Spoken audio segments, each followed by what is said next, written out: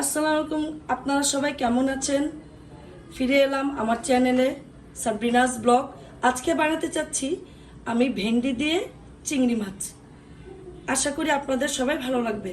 তো শুরু করতে যাচ্ছি আমার রান্না। প্রথমে আমি ফ্রাই প্যানে তেল দিয়ে দিব।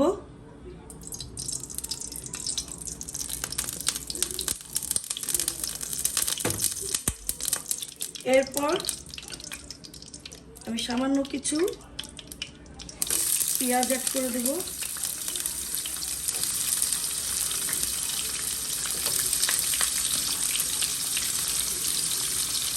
একটু নেড়ে চেড়ে দিব।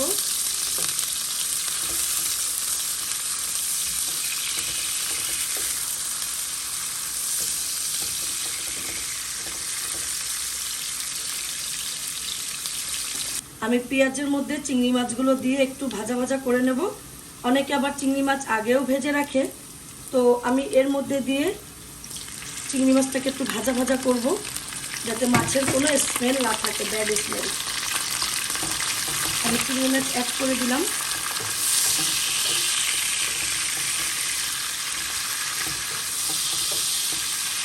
ভালো করে এটাকে আমি একটু ভাজা ভাজা করব।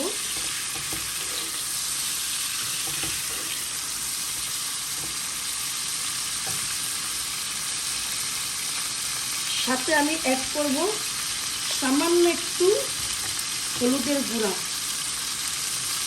চিংড়ি মাছের ব্যাড স্মেলটাকে রিমুভ করার জন্য। সামান্য একটু হলুদের গুঁড়া দিয়ে চিংড়ি মাছটাকে আমি হালকা ব্রাউনিশ কালার করে নেব।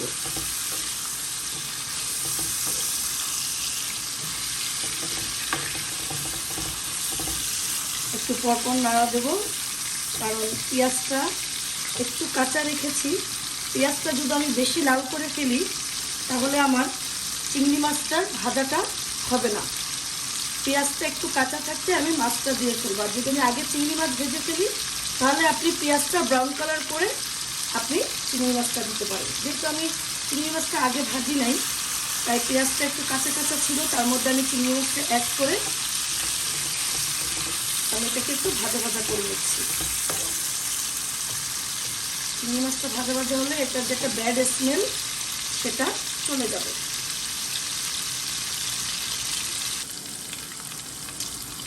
মাছটা যখন হালকা ব্রাউনিশ কালার হয়ে যাবে, দেখতেই পাচ্ছেন একটু ব্রাউনিশ কালার ভাজা ভাজা হয়ে গেছে, সাথে আমি অ্যাড করব পানি। সামান্য কিছু পানি অ্যাড করব।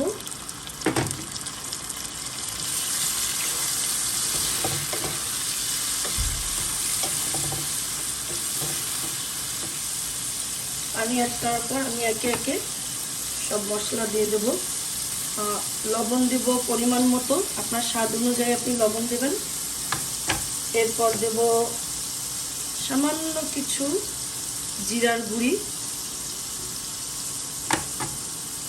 এরপর দেব সামান্য কিছু ধনিয়ার গুঁড়ি।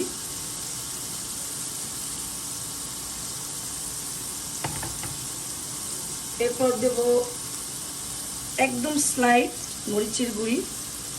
আমার বাসায় এমনিও আমি মরিচের গুঁড়ি অনেক অল্প খাই, কাঁচা মরিচটা বেশি ইউজ করি। এরপর দেব আমি হলুদ। আমি প্রথমে অল্প একটু হলুদ ইউজ করেছি, এই জন্য আমি এখন হলুদের পরিমাণটা একটু কমিয়ে দেব। তারপর ইউজ করব আপনার রসুন বাটা, সামান্য পেঁয়াজ বাটা ইউজ করব আমি এটার সাথে দিয়ে আমি একটু নেড়ে চেড়ে দিব। আমি ভিন্ডির তরকারি তো সচরাচর খুব অল্প মশলা ইউজ করি, কারণ এটাতে বেশি মশলা দিলে তরকারিটা কালো হয়ে যায়, ভেন্ডির যে কালার সেটাই নষ্ট হয়ে যায়। অনেকে ভেন্ডিটা আগে থেকে ভেজে রাখে তেলে, তো আমি ভাজবো না, আমি যখন মশলাটা কষাবো তখনই আমি কষানোর ভিতরে ভেন্ডিটা ভেজে ফেলবো। এই অবস্থায় আমি মশলাটাকে একটু ভাজা ভাজা করব। আমি অনেক অল্প পরিমাণে এখানে মশলা ইউজ করেছি। আসছি কিছুক্ষণ পর, মশলাটা আমার ভাজা ভাজা হয়ে যাওয়ার পর। আবার আসলাম। এখানে কিছু কাঁচামরিচ আমি ফালি করে রেখেছি, কাঁচামরিচগুলো আমি এখন দিয়ে দেবো। কাঁচামরিচগুলো আমি একদম লাস্টে দেবো, আগে দিলে কাঁচামরিচের কালারটা আপনার নষ্ট হয়ে যাবে, গ্রিন যে কালারটা সেটা থাকবে না। এটা আমি একদম লাস্টে ইউজ করেছি। এরপর আমি এখানে দেখতে পাচ্ছেন এই যে ভিন্ডি আমি এখানে কেটে রেখেছি, ভালো করে ধুয়ে ফ্রেশ করে আমার ভিন্ডি কাটা আছে দেখেন, একদম ফ্রেশ করে। আমি এখন একে একে ভিন্ডিগুলো দিয়ে দেব, সবগুলো দিয়ে দেব।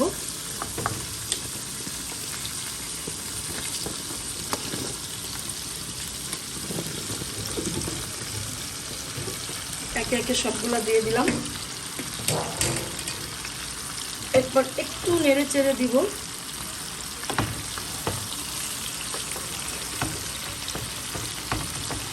একটু ভিন্ডিটাকে আমি সামান্য আঁচে কষিয়ে নেব, যেহেতু আগে আমি ভিন্ডিটা ভাজা হয়নি। ভিন্ডিটা এখানে একটু কষাবো মশলার ভিতরে, তাহলে আমার ভিন্ডিটা ভাজা ভাজা হয়ে যাবে।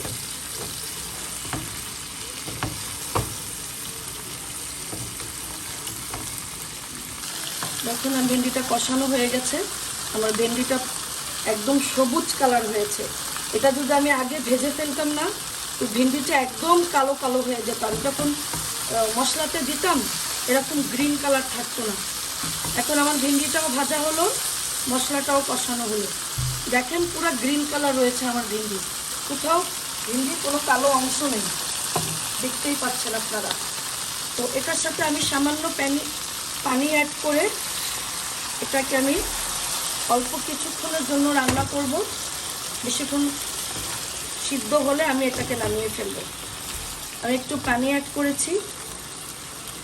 এখন আমি পানিটা অ্যাড করার পর এটাকে কভার করে দিব। দেখা হবে 10 মিনিট পর। পেঁয়াজ আমার অলমোস্ট রান্না শেষ। আমি এখন ধনেপাতা গার্নিশিং করে এটাকে নামিয়ে ফেলবো। এই যে দেখেন আমার ধনেপাতা আমি এখানে এভাবে রেখে দেই। আমি এখান থেকে ধনেপাতা নিয়ে গার্নিশিংয়ে দেব।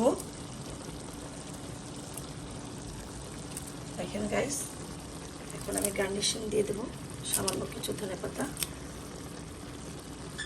ওকে, দেখেন সামান্য কিছু দেব। আমার রান্না শেষ। আপনারা সবাই বলবেন আমার রান্না আপনাদের কেমন লেগেছে। ফলো দিয়ে রাখবেন, আমার পেজটাকে সাবস্ক্রাইব অবশ্যই করবেন। সাবস্ক্রাইব করতে কিন্তু ভুলবেন না, তাহলে কিন্তু নেক্সট ব্লগ দেখতে পারবেন না। আর ভিন্ডি কিন্তু রাগ হয়ে যাবে, বলবে এতক্ষণ আমাকে দেখে লাস্টে আমার চ্যানেলটা সাবস্ক্রাইবই করলো না, সে কিন্তু রাগ হয়ে যাবে, বুঝছেন? তো নেক্সট ভিডিও দেখার জন্য আপনারা ওয়েট করেন। নেক্সটে আমি করব মগজ ভুনা। ওকে, অবশ্যই কিন্তু সাবস্ক্রাইব করবেন, লাইক করবেন, কমেন্ট করবেন, ফলো দিয়ে রাখবেন আমার পেজটাকে। আল্লাহ হাফেজ।